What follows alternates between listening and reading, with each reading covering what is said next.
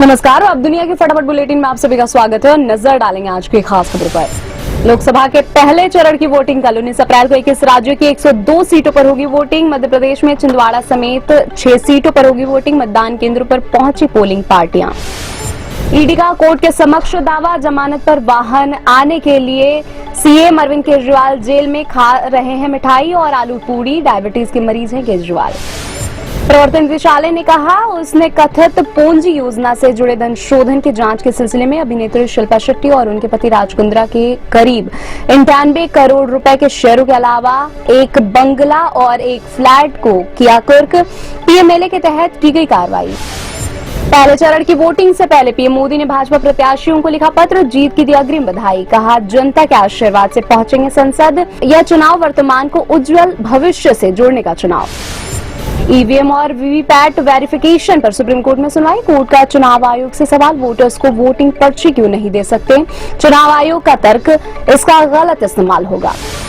महिला पहलवानों की यौन उत्पीड़न मामले में भाजपा सांसद ब्रजभूषण कोर्ट में पेश। कहा घटना के वक्त दिल्ली में नहीं था। आरोपों की जांच की मांग। ब्रजभूषण की सीट पर अब तक भाजपा के घोषित नहीं किया है अपना उम्मीदवार।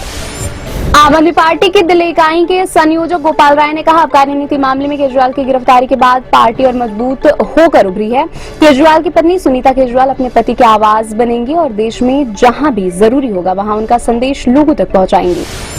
केंद्रीय मंत्री नारायण राणे ने लोकसभा चुनाव में भाजपा को 200 से कम सीटें मिलने का दावा करने वाले शिवसेना उद्धव बाला साहब ठाकरे के नेताओं उद्धव और संजय राउत को पागल बताया। भाजपा ने राणे का महाराष्ट्र में के कोंकण क्षेत्र की रत्नगिरी सिंधुदुर्ग लोकसभा सीट से उम्मीदवार बनाने की घोषणा की है।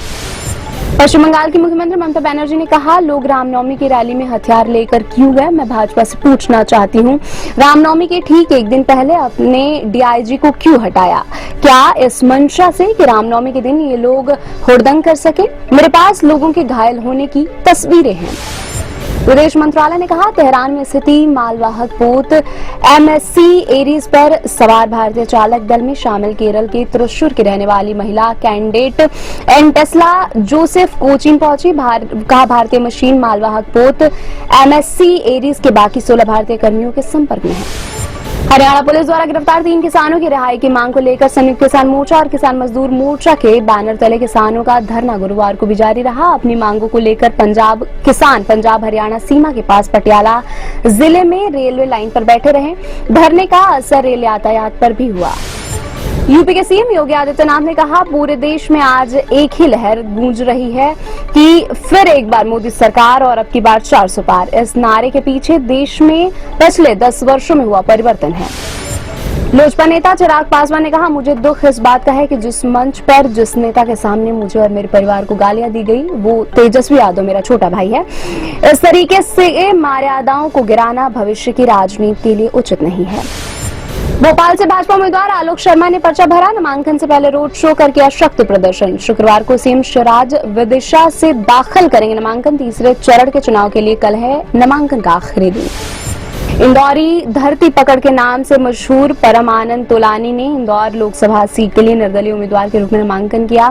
दाखिल तोलानी की अब तक 19 बार जमानत हो चुकी है। जब्त रियल एस्टेट कारोबारी है परमानंद तोलानी। राजस्थान में हत्या के आरोप में पकड़े गए एक युवक ने हवालात में कथित तौर पर फांसी लगाकर आत्महत्या कर ली।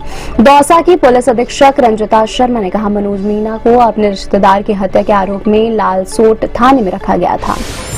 इन्फोसिस का एकत्रित लाभ बीते वित्त वर्ष की मार्च तिमाही में 30% से बढ़कर 7,969 करोड़ रुपए हुआ। आय 1.3% बढ़कर 37,923 करोड़ रुपए हुई। कंपनी ने कहा वित्त वर्ष 2024-25 में राजस्व में 1 से 3% की वृद्धि की उम्मीद है।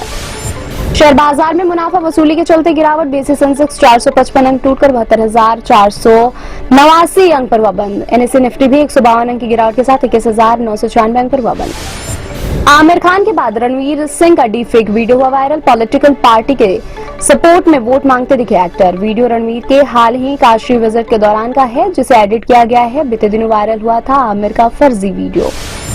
प्रेगनेंसी के लास्ट फेज में यामी गौतम पढ़ रही हैं रामायण और अमर चित्रकथा। म्यूजिक लीजेंड MS सुबुलक्ष्मी के गाने भी सुन रही हैं। एक्ट्रेस यामी ने बताया कि पति आदित्य रख रहे हैं बहुत ख्याल।